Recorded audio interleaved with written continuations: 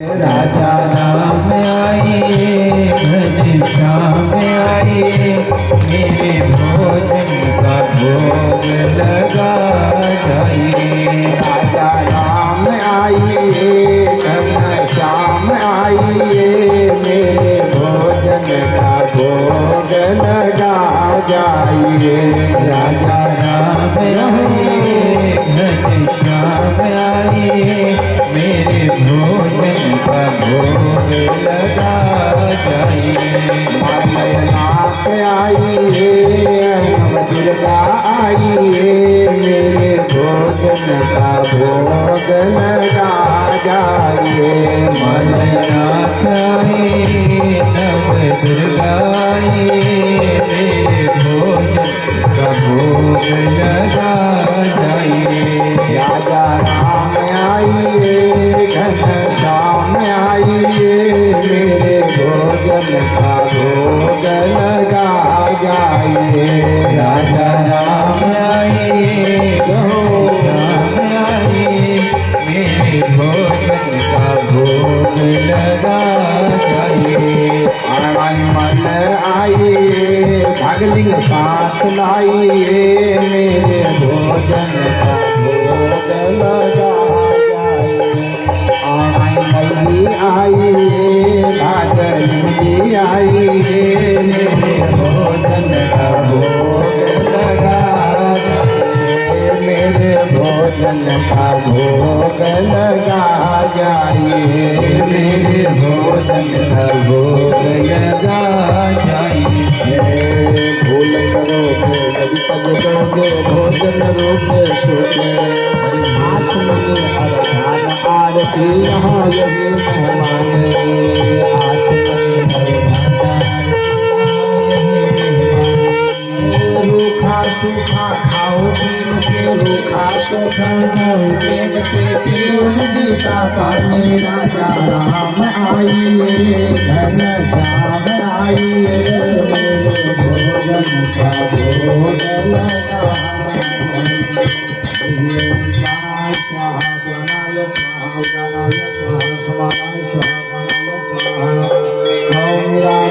भगतो भवन में प्रभो। ओम जय जगदीश हरे, स्वामी जय जगदीश हरे।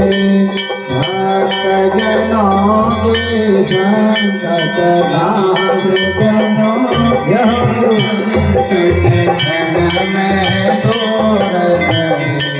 ओम जय जगदीश हरे।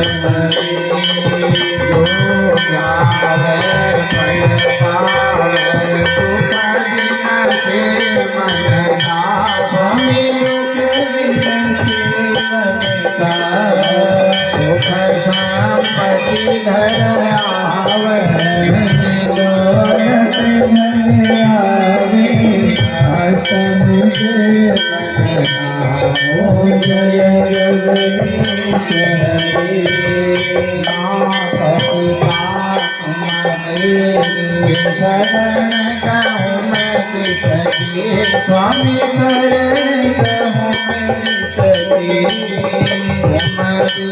और न तू जाग भूमि और तू जास जगदीश हरे।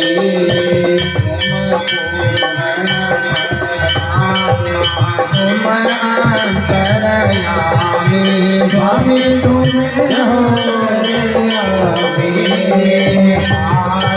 ब्रह्म परमेश्वर, ब्रह्म परमेश्वर, ओम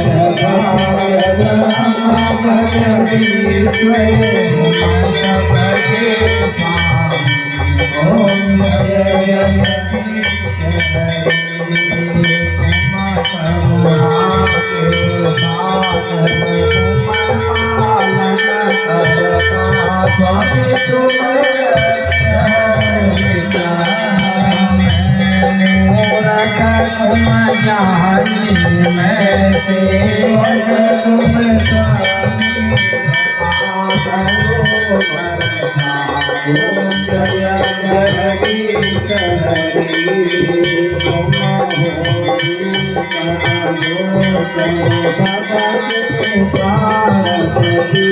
स्वामी सबके प्राणपति चरितन हो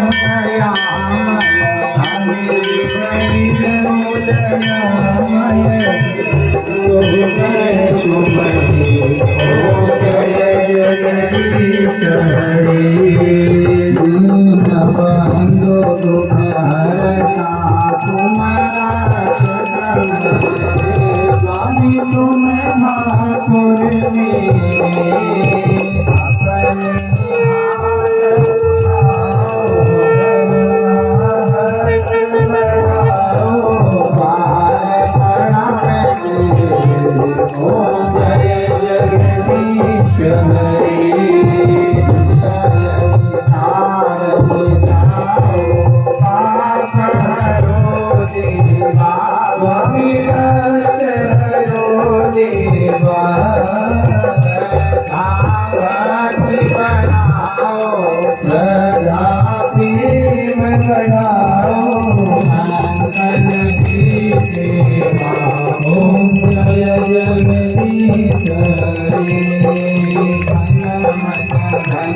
ठाकुर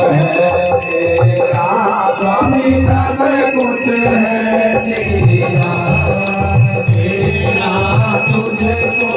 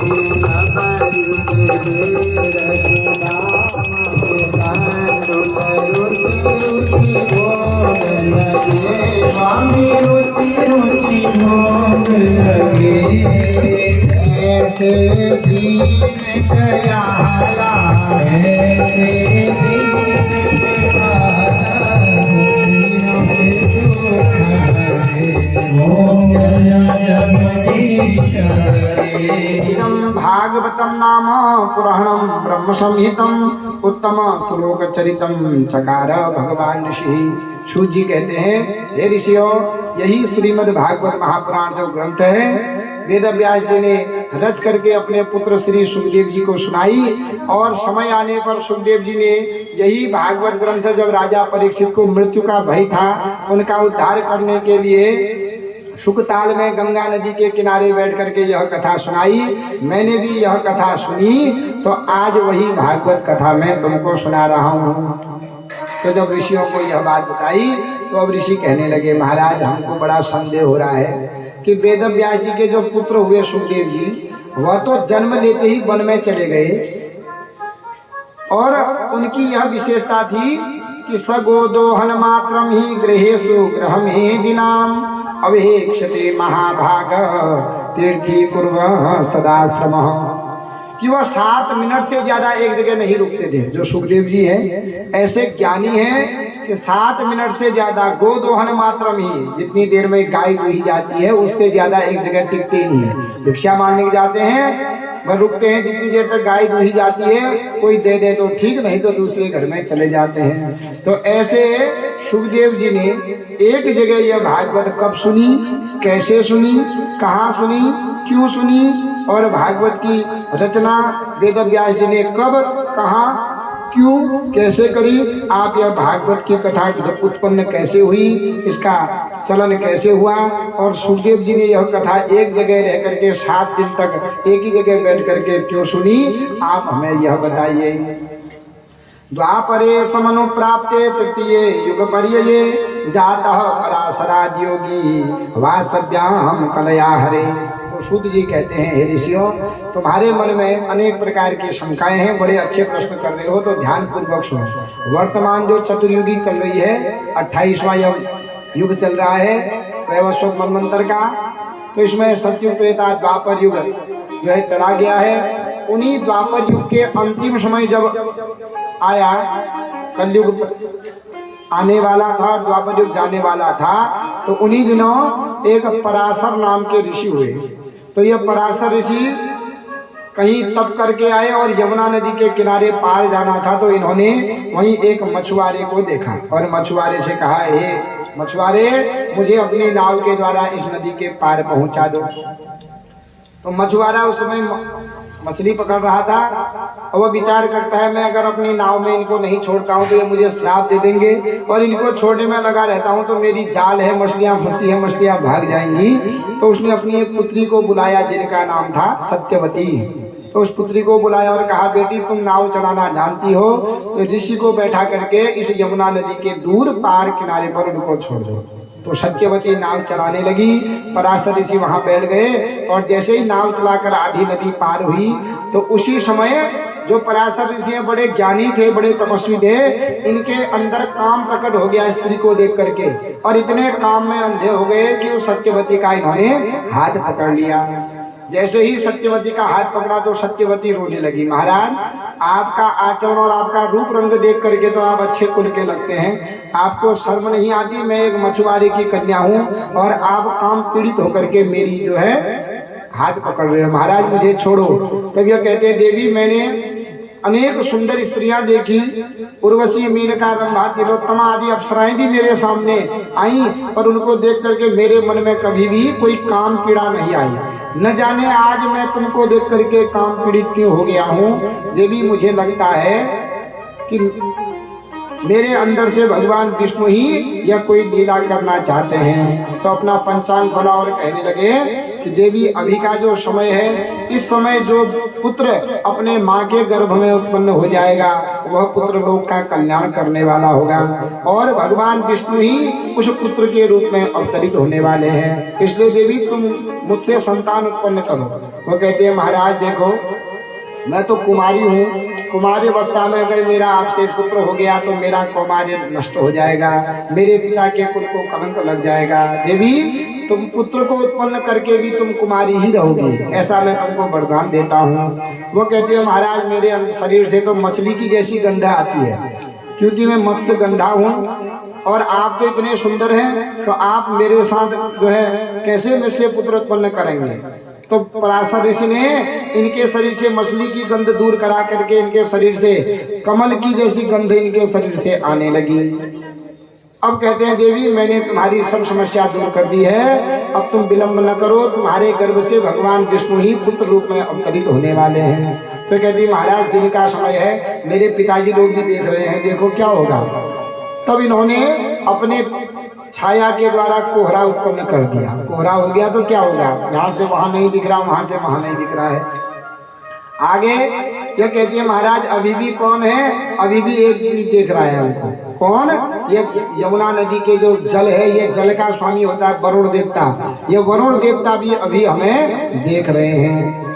तो इन्होंने अपने तपस्या से जल के ऊपर काई लगा दी। अब जल के ऊपर काई लग दी तो जल भी जो है अंदर आच्छादित हो गया, ढक गया, और कोहरा भी लग गया, दूर से नहीं देख रहे हैं। तो इन्होंने सत्यवती के साथ गर्भ धारण कराया और सत्यवती से कहते हैं, देवी जो पुत्र होगा तुम्हारा वह लोक का कल्याण करने वाला होगा। आचमन किया, यमुना नदी में स्नान करके वन को चले गए। समय आया, सत्यवती गर्भवती हुई, और जब गर्भवती हुई किसी को यह बात पता नहीं चली। तो सत्यवती जी जब प्रसव का समय आया तो एक यमुना नदी के किनारे एक द्वीप था, तो उस द्वीप पर एक सुंदर जो है काले पुत्र को जन्म दे दिया। द्वीप पर जन्म लिया, इसलिए उस बालक का नाम क्या हो गया, द्वैपायन हो गया। काले थे इसलिए कोई कृष्ण द्वैपायन उनको कहने लगे। उस द्वीप में छोड़ करके माँ तो सत्यवती चले गई। बेर खा करके यह बड़े हुए, इसलिए इनका तीसरा नाम पड़ गया वेदरायण। और जब यह बड़े हुए इतने ज्ञानी हुए कि भूत भविष्य वर्तमान को देख सकते हैं कि पहले क्या था, भविष्य में क्या होगा। तो इन्होंने भविष्य पर दृष्टिपात करी तो देखा कि घोर कलयुग आ गया है। इस कलयुग में मनुष्य न जप करेगा, न दान करेगा, न पुण्य करेगा, न यज्ञ करेगा, न तप करेगा, तो इनका उद्धार कैसे होगा और इनको ज्ञान की प्राप्ति कैसे होगी। तब इन्होंने विचार किया कि एक वेद है इतना बड़ा, और उस वेद को अगर मनुष्य पढ़ना प्रारंभ करे तो जीवन समाप्त हो जाएगा, पढ़ नहीं सकता है। तो उस वेद का क्या कर दिया, 4 भाग बना दिए, ऋग्वेद, यजुर्वेद, सामवेद और अथर्ववेद, 4 भाग बना दिए।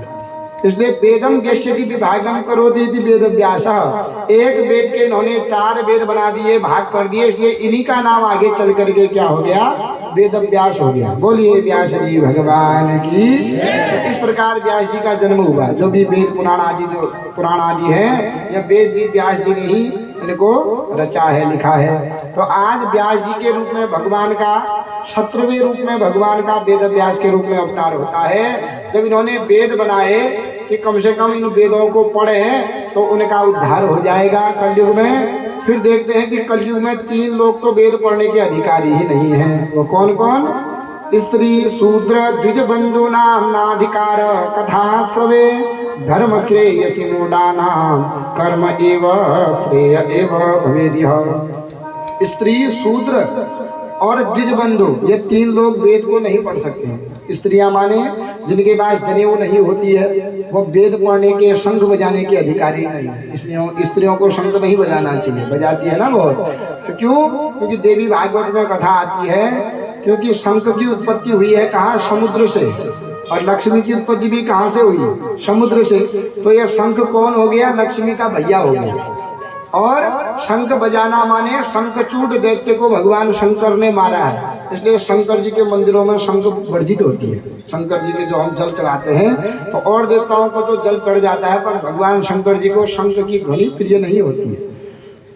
अब स्त्रियां, शंख जब बजता है तो बजना मतलब होता है रोना, वह रोता है। तो जहाँ शंख बजती है जिस घर में, वहाँ भूत प्रेत आदि राक्षस नहीं आते हैं। वो सोचते हैं कि हमारा जो मित्र है शंखचूड, वह रो रहा है, माने उसको कष्ट हो रहा है, अगर उस स्थान पर हम भी जाएंगे तो हमें भी कष्ट हो जाएगा।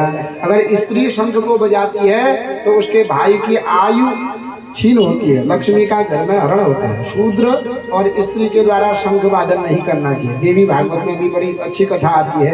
देवी भागवत की कथा यह कि जो स्त्री, जहाँ स्त्रियां और शूद्र ज्यादा शंख बजाते हैं, वहाँ अकाल पड़ता है, अल्प मृत्यु रहती है, घर में अशांति रहती है, और स्त्री के जो भाई होती है उनके लिए पीड़ा होती है, माने रोग हो जाएगा या आयु हरण हो जाता है। तो इसलिए कह दिया कि 3 लोग तो वेद पढ़ने के अधिकारी नहीं है। कौन, स्त्री, स्त्रियों के पास जनेऊ नहीं होती, तो जब जनेऊ नहीं होती तो स्वाहा नहीं, यज्ञ में नहीं, यज्ञ नहीं कर सकते हैं, तर्पण नहीं कर सकते हैं, और वेद भी नहीं पढ़ सकते हैं। दूसरे शूद्र लोगों के पास भी जनेऊ नहीं होती है, उनका जनेऊ संस्कार नहीं होता है, तो वह भी स्वाहा स्वधा और वेद पढ़ने के अधिकारी नहीं होते हैं। और तीसरा होता है द्विजबंधु। द्विजबंधु माने जिसका जनेऊ संस्कार हो गया है, जनेऊ होने के बाद जो संध्या नहीं करता है, गायत्री का जप नहीं करता है, उसको भी वेद पढ़ने का अधिकार नहीं है। इसलिए गायत्री जप करने के बाद मंत्र जब ले लिया, चाहे 5 बार कहो, 1 ही बार कहो, पर संध्या नित्य करनी चाहिए। आजकल तो जनेऊ खोल करके रख देते हैं ना, कहते हैं हमारे कहने नहीं होगा। तो जनेऊ अवश्य मनुष्यों ने क्या करना चाहिए, पहननी चाहिए। क्योंकि जिस प्रकार विवाह के बाद स्त्री का मंगल सूत्र होता है, उसी प्रकार पुरुष का यज्ञोपवीत जनेऊ होता है। तो बिना जनेऊ के जो पुरुष रहता है, उसके द्वारा किया हुआ जो धर्म कर्म होता है वह निरर्थ चला जाता है। तो इसलिए जो शूद्र हैं, स्त्री है और द्विज बंधु है जो संध्या नहीं करते, उनको क्या है कि वेद पढ़ने का अधिकार नहीं होगा। तो जब इतने लोग नहीं पढ़ पाएंगे तो फिर लोक कल्याण कैसे हुआ। तो वेद व्यास जी ने 5वां पुराण महाभारत लिखा। जो महाभारत लिखे कि महाभारत पढ़ के मनुष्य जो है अपना उद्धार कर सकता है। पर देखा कि कलयुग में 100 साल की उम्र होगी, उसमें 25, 20, 22 साल तक वो मस्ती में रहेगा, फिर गृहस्थ में डूब जाएगा, और फिर क्या बुढ़ापा हो गया तो आफत में जान आ जाएगी। अभी आई था ना, बचपन बीता खेल कूदन में। ये बच्चे हैं, इनसे कहोगे तुम व्रत करो, जप करो, कथा सुनो, तो ये कहाँ सुनेंगे कथा। इनकी उम्र थोड़ी है कथा सुनने की, व्रत करने की। जिसका नया नया विवाह हुआ है उनसे कहो भैया चलो मंदिर चलते हैं, बद्रीनाथ चलते हैं, जप करने चलते हैं, उसको क्या पड़ी है मंदिर जाने की। वो तो कहेगा भैया गृहस्थ वाला हूँ। अब बूढ़ा हो गया है पेट में आंत नहीं, मुख में दांत नहीं, उससे राम राम जपो कहोगे वो जपेगा तो सही, पर दांत नहीं है, क्या आएगा? आम आम आम आम आएगा। अब सभी लोग कहेंगे कैसा पागल हो गया है, ये जनवरी के महीने में आम आम कह रहा है, कहाँ से लाए इसके लिए आम? तो बुढ़ापे में आफत हो जाती है, न उठ सकता है, न बैठ सकता है, न व्रत कर सकता है, करना भी चाहे तो चक्कर आ जाता है, तो ये समय का है। इसलिए तो इस उम्र का भी है, तो उम्र में कैसे पड़ेगा? 1 लाख श्लोक कैसे पड़ेगा महाभारत, इनका उद्धार कैसे होगा? तब आगे इन्होंने एक एक करके वेद व्यास जी ने क्या कर दिए? 17 पुराण लिख दिए। कोई मद्वयम भद्वयम चैव वत्रयम चतुष्टयम अनापलिंग कोष्ठानि पुराणानि पृथक पृथक। मत्स्य पुराण, मार्कंडेय पुराण, भविष्य पुराण, भागवत पुराण, वामन पुराण, विष्णु पुराण, वराह पुराण, वायु पुराण, ब्रह्म वैवर्त पुराण, ब्रह्मांड पुराण, अग्नि पुराण, नारद पुराण, लिंग पुराण, कूर्म पुराण, स्कंद पुराण और गरुड़ पुराण। यह 17 पुराण लिख दिए हैं, यह 17 पुराण लिख दिए। फिर भी 17 पुराण लिखने के बाद भी वेद व्यास जी के मन को शांति नहीं मिली। अब वेद व्यास जी सोच रहे हैं मैं कौन सा ग्रंथ लिखूं, किससे लोक का कल्याण होगा, इनका उद्धार कैसे होगा? तो वेद व्यास जी जब विचार कर रहे हैं कि मैंने एक वेद के 4 वेद बना दिए, फिर भी जो है लोक कल्याण नहीं होगा, 5वां वेद महाभारत लिख दिया, इसके द्वारा भी इनका उद्धार नहीं होगा, एक एक करके 17 पुराण लिख दिए, इनके द्वारा भी वेद व्यास जी कहते हैं कि उद्धार नहीं होगा। तो कैसे उद्धार होगा? आखिर मैं कौन सा ग्रंथ लिखूं, मैं क्या लिखूं जिससे लोक का कल्याण होगा? क्योंकि वेद व्यास जी कलयुग की लोगों का उद्धार करना चाहते थे। अब वेद व्यास जी बड़े दुखित हैं, इतना लिखने के बाद भी अपने संन्यास नामक आश्रम में चिंतित हैं।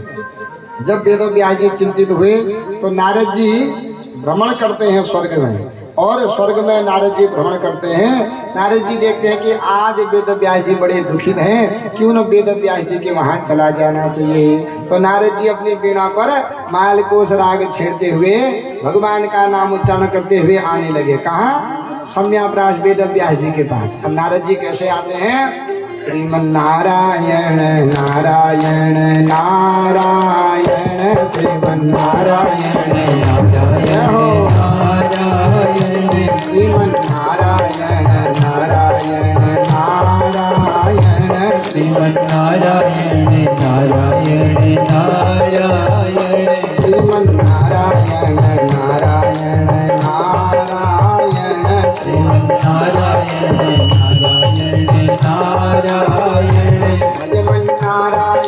नारायण नारायण, भजमन नारायण नारायण नारायण, भजमन नारायण नारायण नारायण, भजमन नारायण नारायण नारायण, भजमन नारायण नारायण नारायण, श्रीमन नारायण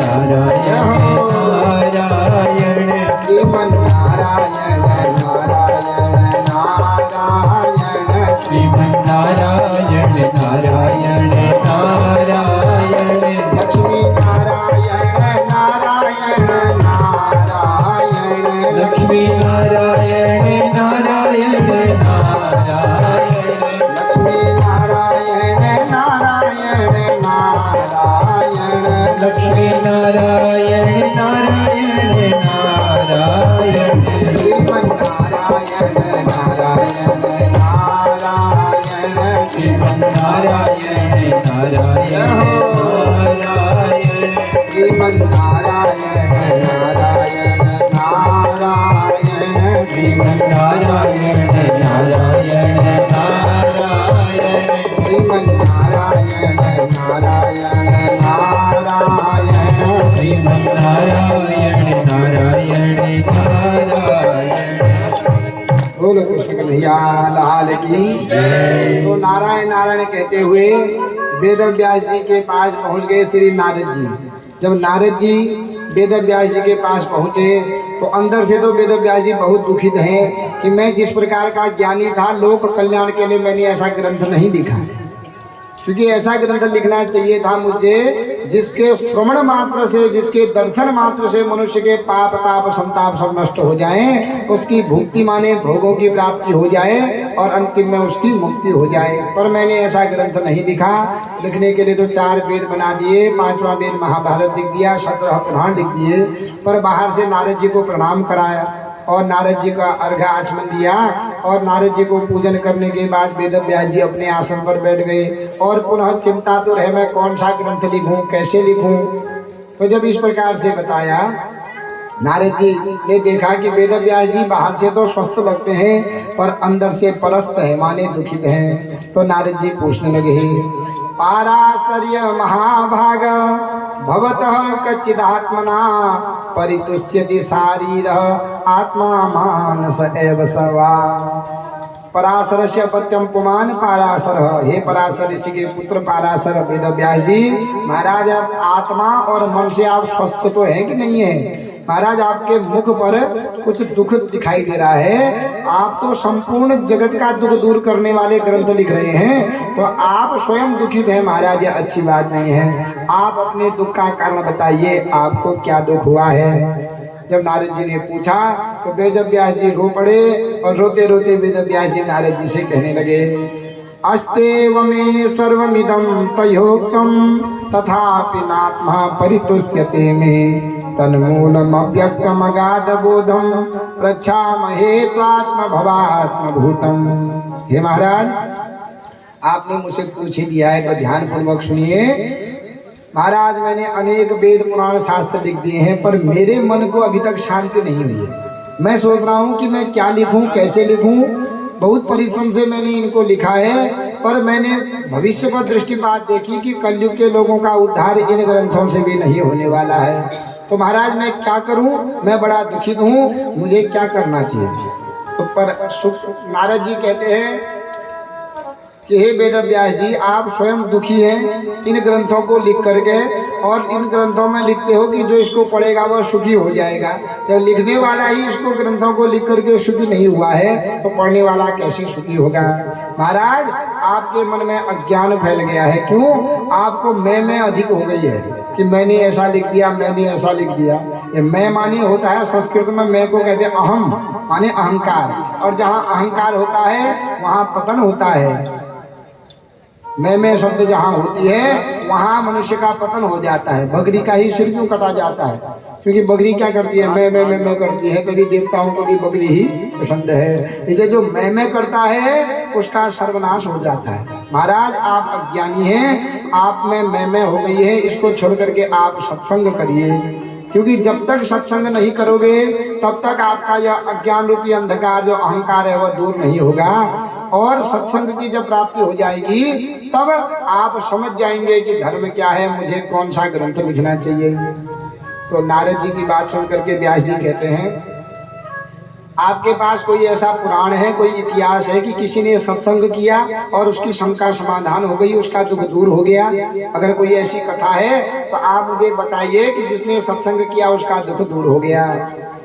तो नारद जी कहते, महाराज कितनों की बताऊं? ध्रुव जी ने सत्संग किया और ध्रुव जी ने 5 साल में भगवान को प्राप्त कर दिया। प्रहलाद जी ने सत्संग किया और प्रहलाद जी की रक्षा करने के लिए स्वयं भगवान हिरण्यकश्यप का उद्धार करने के लिए नरसिंह रूप में अवतार हुए। जिसने सत्संग किया, जो सत्संग के मार्ग पर गया, उसकी बिगड़ी बन गई। महाराज, मैं औरों की क्या बात बताऊं, मैं अपने ही पूर्व जन्म की कथा सुनाता हूं कि पूर्व जन्म में मैंने कैसे सत्संग किया और आज कहाँ दासी पुत्र नारद, आज मैं ब्रह्मा पुत्र बन करके सर्वत्र घूम रहा हूं। आप सुनिए मैंने कैसे सत्संग किया और उस सत्संग का प्रभाव मेरे जीवन पर कैसे रहा। तो नारद जी अब अपने पूर्व जन्म की कथा वेद व्यास जी को सुनाते हैं। अहम पुरातीत भवम भवम मुने दास्यास्तु कस्याश्चन वेदवादिनां निरूपितो बालक एव योगिनां शुश्रूषणे पार्विशि निर्विवेक्षतः।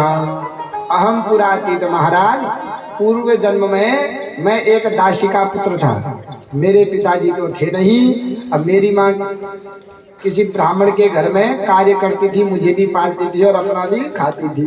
तो महाराज मैं छोटा था वो ब्राह्मण जिसके घर में मेरी माँ काम करती थी, वो ब्राह्मण बड़े धार्मिक थे, बड़े साधु संतों की पूजा करने वाले थे। एक समय चातुर्मास का समय आया। अब चातुर्मास में क्या होता है, बारिश आदि अधिक होती है, तो साधु संत इन चातुर्मासों में एक ही जगह रुकते हैं, क्योंकि कहीं नदियां आ जाती हैं, कहीं नाले आ जाते हैं, तो इनको कष्ट होता है इधर जाने में। तो 4 महीने या चातुर्मास एक ही जगह बिताते हैं।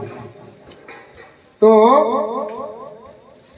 उस ब्राह्मण के घर से कोई संत जा रहे थे, तो ब्राह्मण ने पूछा महाराज कहाँ जा रहे हैं? तो संत कहते हैं महाराज चातुर्मास के लिए घर ढूंढ रहे हैं, किसी के घर में जगह होगी, कोई स्थान मिलेगा, चातुर्मास वहीं बिता दे। तो वह ब्राह्मण कहता है महाराज मेरा घर है, आप जैसे साधु संत 4 महीने मेरे घर में रहोगे, सत्संग करोगे, कीर्तन करोगे, तो मेरा घर भी पवित्र हो जाएगा। महाराज इन 4 महीनों में आप मेरे ही घर में रहो। तो साधु संत उस ब्राह्मण के घर में रहने लगे।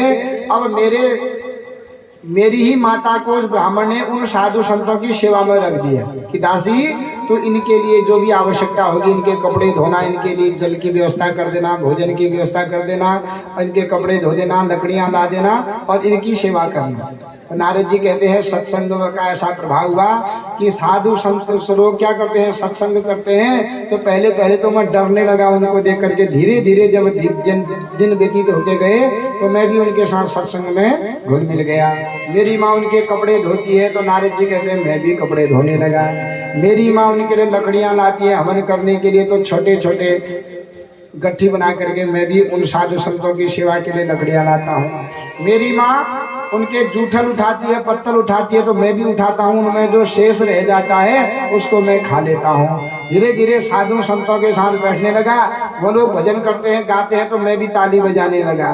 धीरे धीरे महीने व्यतीत होने लगे, वो नाचने लगे तो मैं भी नाचने लगा उनके साथ। अब सुख का समय हुआ, 4 महीने कब व्यतीत हो गए मुझे पता ही नहीं चला। जैसे ही 4 महीने व्यतीत हो गए, सभी साधु संत जाने लगे। तो नारद जी कहते हैं मैं भी उन साधु संतों के पीछे पीछे जाने लगा। जब बहुत दूर तक मैं पहुंच गया, साधु संतों ने मुझसे पूछा भैया अब हो गया है, अब तू घर को जा, हमको छोड़ दिया है। तो नारद जी कहते हैं महाराज नहीं, इतना आनंद आया महाराज, अब मैं घर नहीं जाना चाहता हूँ, मैं भी आप ही लोगों के साथ भजन कीर्तन करना चाहता हूँ। तो साधु कहते हैं बेटा अभी तेरी उम्र नहीं है, तू तो अभी इतना छोटा 12 साल का है, अभी तेरी उम्र थोड़ी है वन में आने की। और अगर हम तुझे ले भी लेंगे तो तेरी माँ क्या कहेगी, जिन साधु संतों की मैंने सेवा करी, आज वही साधु संत मेरे पुत्र को लेकर के भाग गए हैं, हम साधु संतों को गाली देंगे। बेटा तू घर जा, अभी हमारे साथ मत आना। पर नारद जी जब रोने लगे, जिद करने लगे, तो उनमें से जो उनके प्रधान महंत थे वो कहते बेटा तो ऐसा कर, अभी हम तुझे किसी भी हालत में नहीं ले जा सकते, क्योंकि तेरी माँ का तू ही आधार है। अगर तुझे ही ले जाएंगे तो तेरी माँ का आधार कौन होगा? तो ऐसा कर तू घर जा, जब तेरी माँ मर जाएगी तो तू इसी रास्ते आ जाना, हम तुझे मिल जाएंगे। तो नारद जी रोने लगे नहीं महाराज घर नहीं जाऊंगा। तो उन महंत ने नारद जी को कान में मंत्र दे दिया, बेटा इस मंत्र का तुम जप करो, घर में रह करके भी इस मंत्र का जप करो, और इस मंत्र के प्रभाव से तुमको अवश्य भगवत की प्राप्ति होगी। जब तुम्हारी माँ सिधर जाएगी, मर जाएगी, तो इसी रास्ते आ जाना, इस मंत्र को जपते रहना, तुम्हारा कल्याण हो जाएगा। वो मंत्र क्या है? ओम नमो भगवते तुभ्यं वासुदेवाय धीमहि प्रद्युम्नाय अनिरुद्धाय नमः संकर्षणाय च। वासुदेव गायत्री का यह मंत्र दे दिया। यह बात सुन के नारद जी घर में आ गए। अब रात दिन उसी मंत्र को जपने लगे। सुबह उठते हैं 4 बजे, नहा धोते हैं, उसी मंत्र को जपते हैं। 12 बजे माँ खाना लाती है, खाना खाते हैं, और कुछ देर आराम करने के बाद पुनः उसी मंत्र को जपते हैं। धीरे धीरे वर्ष व्यतीत हो गए, 8 वर्ष व्यतीत हो गए, 20 साल नारद जी की उम्र हो गई। अब नारद जी रात दिन खेलना छोड़ दिया, सभी के साथ बोलना छोड़ दिया, उसी मंत्र को जपते हैं। इनकी माँ को बड़ी चिंता हो गई। जब से साधु संत गए हैं, मेरा लड़का तो बाबा बैरागी बन गया है, कहीं ऐसा न हो ये बाबा बन जाए। तो अब मैं क्या करूं, इसकी शादी करवा देती हूँ, क्योंकि जब घरवाली आएगी तो अपने आप पकड़ेगी कान, फिर इसका जब मैं करना छूट जाएगा। तो माँ सर्वत्र इनकी रिश्तेदारी करने लगी कि कोई मेरा सुंदर लड़का है, बड़ा ही भजन कीर्तन करता है, कोई अगर उसके योग्य कन्या है तो बताना बताना। एक दिन नारद जी कहते मैं जब मैं बैठा था, कोई रिश्ता लेकर के आया, तो मेरी माँ ने उस कन्या के साथ मेरा विवाह निश्चित कर दिया कि भैया आने वाले अगले महीने में अपने पुत्र का मैं विवाह तुम्हारी पुत्री से कर दूंगी। तो नारद जी कहते हैं मेरी माँ बड़ी प्रसन्न हुई। अब उस समय मेरा ध्यान थोड़ा मंत्र से दूर था, तो मैंने वह बात सुन ली और मैं उसी समय भगवान के सामने रोने लगा। हे महाराज, मैं तो अपनी माँ को मरने का इंतजार कर रहा हूँ, कब मेरी माँ मरे और कब मैं आपके द्वार पर आऊँ। पर माँ मेरा विवाह करवा देगी तो फिर तो मुझे घरवाली के मरने का भी इंतजार करना पड़ेगा। महाराज, मेरी संपूर्ण जिंदगी तो इंतजार में ही बीत जाएगी। अगर यह मंत्र सत्य है, मंत्र सत्यम ओजनम सत्यम, सत्यम देवम निरंजनम, गुरुवाक्यम सदा सत्यम, त्वमेका शरणं गतः। अगर वह साधु सत्य है, यह मंत्र सत्य है और भगवान सत्य हैं, तो भगवान मुझे इस भवसागर से निकालो, जिस बंधन में मैं फंस रहा हूँ उस बंधन से मुझे बचाओ। तब मुझे विश्वास होगा कि मंत्र भी सत्य है, साधु भी सत्य थे और भगवान भी सत्य हैं। नारद जी खूब रोए भगवान के आगे कि महाराज मुझे विवाह के बंधन में नहीं फंसना है। दिन में रोए तो सूत जी, नारद जी कहते हैं उसी दिन शाम को क्या हो गया, मेरी माँ गाय को दूध लगाने के लिए संध्या के समय में गई। अंधेरा हुआ था, दुधला दुधला, तो एक सर्प आया, रस्सी समझ के उसके ऊपर पांव रख दिया। सर्प ने मेरी माँ को काट दिया। मेरी माँ वहीं पर आधे रास्ते में मर गई। तो जब मैं संध्या बंदन कर रहा था तो कोई आया और कह रहे, मेरे से कहा कि तू यहाँ जप कर रहा है, तुझे शर्म नहीं आती, देख तेरी माँ वहां मर गई है, सर्प ने काट दिया। जब नारद जी कहते हैं मैंने सुना कि मेरी माँ मर गई है, अरे मैं अपनी जगह खड़ा होकर के ताता थैया करके नाचने लगा। हे भगवान, आप सत्य हैं, आपके मंत्र भी सत्य हैं, क्योंकि आज आपने मुझे बहुबंधन से मुक्त कर दिया है। अब मैं उस रास्ते आ जाऊंगा, अब मैं आपका भजन कर सकूंगा, अब मुझे बांधने वाला कोई नहीं है। तो नारद जी कहते हैं मैं खूब हंसा, पर थोड़ी देर बाद रोया भी, क्योंकि अपनी माँ है, माँ मुझे भोजन देती थी, धुले कपड़े देती थी, अब मुझे खाना पीना कौन देगा। तो रोया भी। उस समय मेरे दो आंसू आए। पहले आंसू आए, खुशी के आंसू होते हैं ठंडे और दुख के आंसू होते हैं गर्म। पहले ठंडे आंसू आए खुशी में कि अब मुझे भगवान से मिलने से कोई नहीं रोकेगा। बाद में माँ की स्मृति याद में रोने लगा। तो माँ का 12वां दिन तक कर्म आदि किया। 13वें दिन जिस रास्ते से साधु संत आए थे मैं भी उसी रास्ते चला गया। एक पर्वत से दूसरे पर्वत में, एक बाग से दूसरे बाग में जाते जाते बहुत दूर चला गया। मुझे कहीं भी उन साधुओं के दर्शन नहीं हुए, रास्ता भ्रमित हो गया। तो मुझे प्यास लग गई। तो एक बरगद का पेड़ था, उसके नीचे कुछ जलाशय था, वहां पर मैंने पानी पिया, स्नान किया और उस बरगद के पेड़ के नीचे बैठ गया और उसी मंत्र को मैं जपने लगा। तो उस मंत्र का प्रभाव यह हुआ कि मंत्र जप करने लगा, मेरा ध्यान चढ़ गया और ध्यान के सामने, ध्यान में क्या हो गया कि साक्षात भगवान श्री कृष्ण व टेढ़ी टांग वाले मेरे आगे आकर के खड़े हो गए। जैसे ही भगवान का ध्यान हुआ मैं बड़ा तन्मय हो गया। उन भगवान को छूना चाहा, उठा अपनी जगह से, तो भगवान अंतर ध्यान हो गए। पुनः मैं जप करने लगा। अब मंत्र भी भूल जाता हूँ, वही टेढ़ी टांग वाले मुरली वाले मेरे सामने खड़े हो जाते हैं। बार बार भगवान का ध्यान करना चाहता हूं पर मंत्र भी भूल गया, न अब ध्यान लगता है। तो मैं रोने लगा, भगवान दर्शन तो दिए पर अच्छी तरह नहीं दिए, एक बार छूने देते, प्रणाम करने देते। तो आपने तो न दर्शन तो दिए पर थोड़ी देर के लिए दिए महाराज। अगर ऐसे, इससे अच्छा तो यह था कि आप दर्शन ही नहीं देते।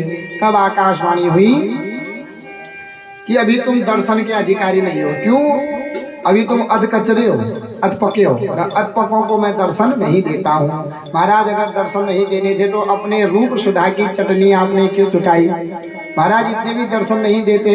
तब आकाशवाणी कहती है यह दर्शन मैंने इसलिए दिए ताकि जब करते करते जब तुमको बहुत समय व्यतीत हो जाता, तुम कहते भगवान कोई नहीं होता है, साधु संत भी झूठे होते हैं, मंत्र भी झूठे होते हैं, तो यह मंत्र का प्रभाव दिखाने के लिए ही मैंने तुमको दर्शन दे दिए। नारद, हे बच्चा, इस जन्म में तुमको मेरे जन्म दर्शन नहीं होंगे, यहीं पर बैठ करके इसका भजन करो मंत्र का, इस मंत्र को जपो, आगे आने वाले जन्म में तुम मेरे परम भक्त होंगे और मेरे निरंतर दर्शन करते रहोगे। तो नारद जी कहते हैं कि ऐसा कहकर के आकाशवाणी बंद हुई। वहीं पर बैठ करके मैं भजन करने लगा। उसी समय प्रलय का समय आया, समुद्र और जो सागर होते हैं अपनी मर्यादाओं को नागने लगे। धीरे धीरे संपूर्ण पृथ्वी जलमग्न हो गई, सब कुछ डूब गए, तो मैं भी वहीं डूब करके मर गया। तो कहा पहले जन्म का दासी पुत्र, दूसरे जन्म में सत्संग के प्रभाव से मैं ब्रह्मा का मानस पुत्र रहा, मेरा नाम नारद हुआ और भगवान मुझे अपने वैकुंठ में बुलाया और अपनी वीणा, देवदत्त नाम की वीणा मुझे दे दी और कह दिया कि इस वीणा पर मेरे नाम नारायण नारायण कहते हुए जहां जाओगे वहां आदर पाओगे। महाराज इस नाम का ऐसा प्रभाव है, मैं दानवों में जाऊं, मानवों में जाऊं या देवों में जाऊं, जहां भी जाऊं मेरा सर्वत्र आसन लगा रहता है, मेरा आदर होता है। हे व्यास जी, यह है सत्संग का प्रभाव।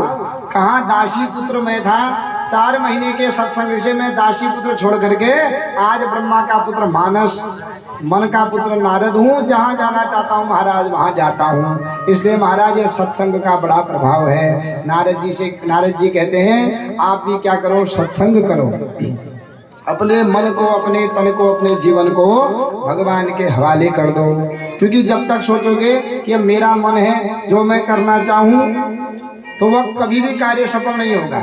भगवान में अर्पण कर दो, भगवान ये जीवन किसका है या आपका है, मेरे अंदर जो मन है वह किसका है, वह आपका है। मेरा सब कुछ तन मन धन सब है तेरा, लोग कहते हैं ना, तन मन धन सब है तेरा, केवल कहते हैं करते नहीं।